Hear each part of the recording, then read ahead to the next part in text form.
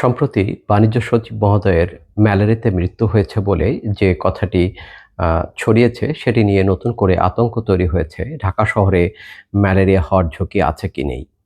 জাহাঙ্গীরনগর বিশ্ববিদ্যালয় থেকে আমরা বেশ কয়েকটি বছর ধরে আমরা যে নিয়মিতভাবে মশার সার্ভিলেন্স করে থাকি, সেখানে আমরা ঢাকাতে প্রায় ৬ প্রজাতির অ্যানোফিলিস মশার অস্তিত্ব পেয়েছি।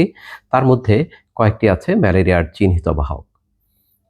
কিন্তু এই ম্যালেরিয়ার ভেক্টর যে মশাগুলো আমরা পেয়েছি তার মধ্যে এখনো পর্যন্ত আমরা যে প্লাজমোডিয়াম বা ম্যালেরিয়ার যে প্যারাসাইট সেগুলো আমরা কখনো পাইনি।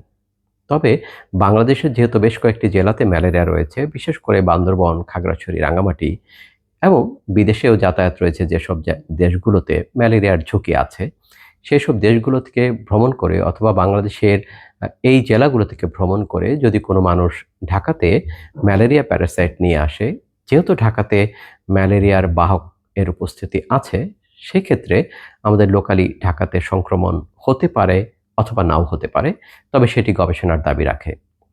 পৃথিবীর বিভিন্ন দেশে যেহেতু আরবান এলাকাতে বা শহর এলাকাতে ম্যালেরিয়া আছে, সেজন্য ঢাকাতে যেহেতু ভেক্টর আছে, সেহেতু ম্যালেরিয়া হবে না সেটি উড়িয়ে দেয়া যায় না।